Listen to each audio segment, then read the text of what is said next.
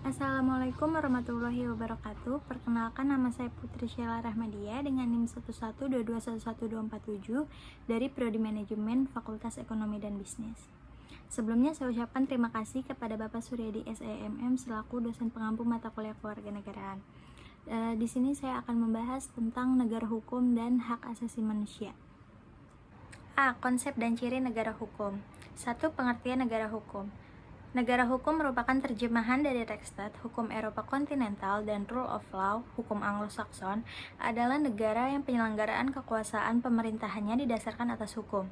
Segala tindakan harus dilandasi oleh hukum dan dapat dipertanggungjawabkan secara hukum dan bertujuan untuk menjalankan ketertiban hukum.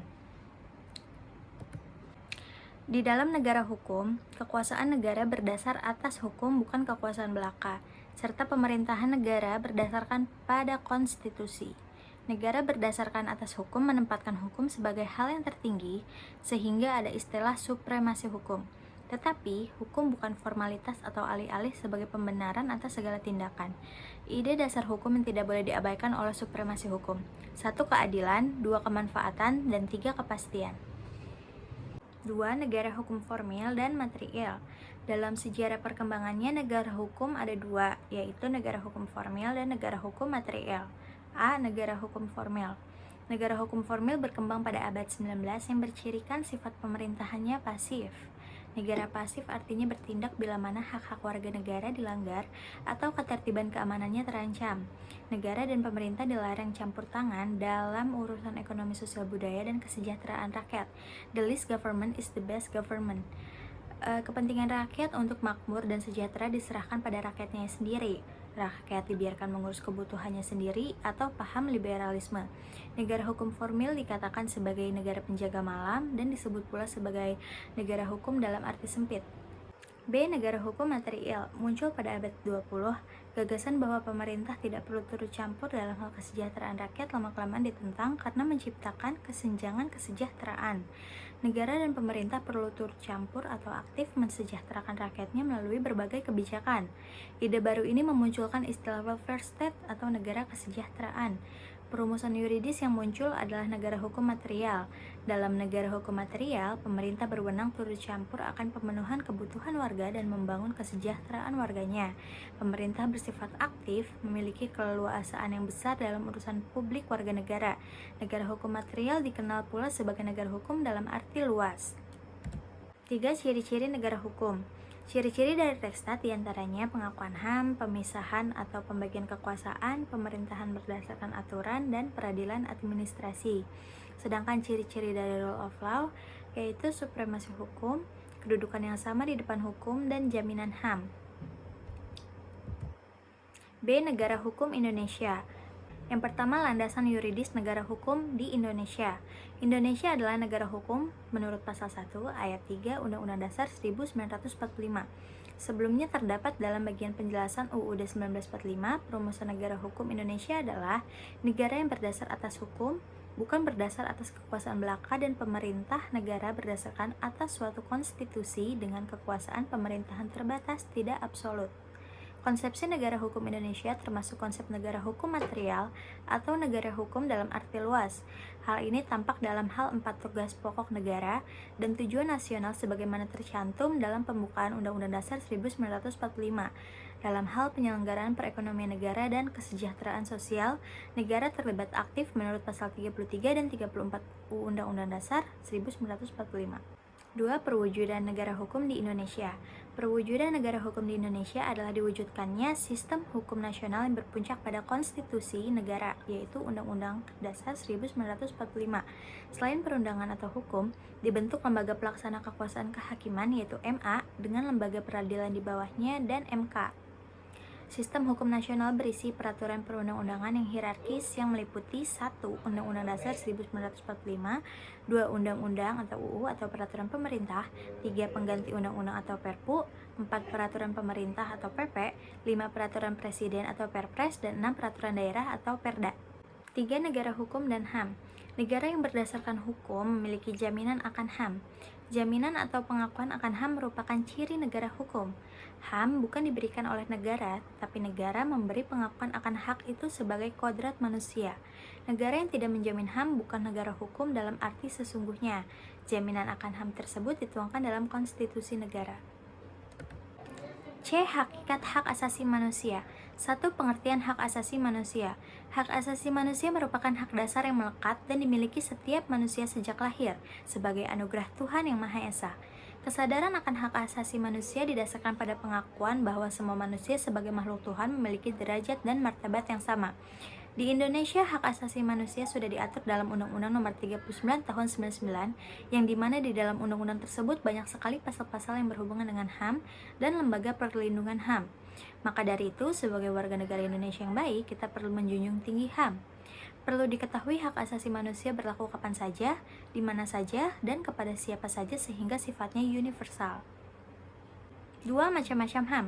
Menurut Deklarasi Universal HAM atau DUHAM, yang pertama, hak personal yang berkaitan dengan kebutuhan individu, hak legal yang berkaitan dengan perlindungan hukum, hak sipil dan politik yang berkaitan dengan kebebasan menentukan pilihan politik, hak subsistensi yang berkaitan dengan sumber daya untuk menunjang kehidupan, dan hak ekonomi, sosial, dan budaya. Menurut Undang-Undang Nomor 39 Tahun 99, hak asasi untuk hidup, hak asasi untuk berkeluarga dan melanjutkan keturunan, hak mengembangkan diri, hak memperoleh keadilan, hak atas kebebasan pribadi, hak atas rasa aman, hak kesejahteraan, hak untuk ikut serta dalam pemerintahan, hak wanita, dan hak anak. 3. Ciri-ciri hak asasi manusia. Yang pertama, bersifat hakiki, yang berarti hak asasi manusia adalah hak yang diberikan kepada semua manusia sejak lahir. Yang dua, bersifat universal, yang berarti hak asasi manusia berlaku untuk setiap manusia yang ada di seluruh dunia tanpa melihat latar belakang dari manusia itu sendiri. 3. Bersifat tidak bisa dicabut, bahwa hak-hak dasar yang sudah ada di dalam diri manusia sejak lahir tidak bisa diserahkan kepada orang lain atau tidak bisa dirampas oleh orang lain. 4. Bersifat tidak bisa dibagi, setiap manusia berhak untuk memperoleh semua hak yang sama, seperti hak sipil dan hak politik, hak ekonomi, serta hak sosial dan budaya. D. Sejarah perkembangan hak asasi manusia. Sejarah perkembangan HAM pada hakikatnya muncul karena inisiatif manusia terhadap harga diri dan martabatnya, sebagai akibat tindakan kesewenang-wenangan dari tirani penjajahan, perbudakan, dan ketidakadilan. Perkembangan pengakuan HAM ini berjalan secara perlahan dan beraneka ragam, meliputi HAM dalam sejarah masa lalu dan masa modern.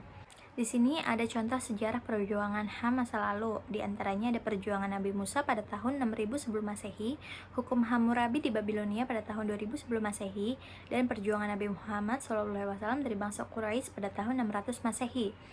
Ada pula contoh sejarah HAM modern, yaitu ada Magna Carta pada tahun 1215, Revolusi Amerika Serikat pada tahun 1776, Revolusi Perancis pada tahun 1789, Atlantic Charter pada tahun 1941, dan DUHAM pada tanggal 10 Desember 1948 oleh PBB.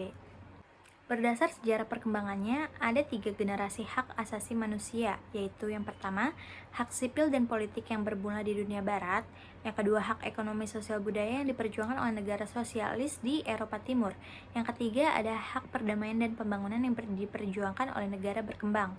Perkembangan berikutnya itu munculnya generasi keempat, hak asasi manusia. Menurut tim ICCE UIN 2003, hak asasi manusia generasi keempat ini mengkritik peranan negara yang sangat dominan dalam proses pembangunan yang berfokus pembangunan ekonomi sehingga menimbulkan dampak negatif bagi rakyat. Sejak dideklarasikan DUHAM pada tahun 1948 oleh PBB yang diikuti konvensi HAM internasional lainnya, maka HAM menjadi isu global selain isu demokrasi dan lingkungan hidup. Hak asasi manusia di Indonesia. 1. Pengakuan bangsa Indonesia akan hak asasi manusia. Pengakuan akan HAM di Indonesia telah tercantum dalam Undang-Undang Dasar 1945 yang sebenarnya lebih dulu ada dibanding dengan DUHAM PBB pada tanggal 10 Desember 1948. Pengakuan akan HAM di Indonesia adalah sebagai berikut. A. Pembukaan Undang-Undang Dasar 1945 antara lain alinea 1 dan alinea 4 pasal 28 A sampai J. B. TAP MPR nomor 17 garis miring MPR garis miring 1998. C. Undang-Undang nomor 39 tahun 1999. Dengan masuknya rumusan HAM dalam Undang-Undang Dasar 1945, maka semakin kuat jaminan hak asasi manusia di Indonesia. Tugas negara adalah mengadakan penegakan HAM dan memberi perlindungan warga dari tindakan pelanggaran HAM. Penegakan HAM juga berlaku bagi pelanggaran HAM internasional, yaitu suatu kejahatan internasional. Kejahatan internasional adalah suatu tindak pidana yang dianggap merugikan bagi seluruh masyarakat internasional, di mana setiap lembaga peradilan di tiap negara, bahkan peradilan internasional mempunyai yurisdiksi untuk mengadili. Termasuk dalam jenis kejahatan ini antara lain ada kejahatan genosida, kejahatan terhadap kemanusiaan, kejahatan melakukan agresi atau perang, dan pembajakan atau perompakan. Masyarakat internasional memiliki hak dan kewenangan untuk mencegah manakala terjadinya pelanggaran HAM, meskipun pelanggaran itu terjadi di dalam wilayah suatu negara. Terhadap kasus HAM internasional, diberikan dua pilihan, yaitu negara yang mengadili kasus tersebut secara tuntas dan adil, atau dibentuk pengadilan internasional apabila negara yang bersangkutan tidak mampu mengadili kasus tersebut. Sekian penjelasan materi dari saya. Atas waktu dan perhatiannya saya ucapkan terima kasih. Wassalamualaikum warahmatullahi wabarakatuh.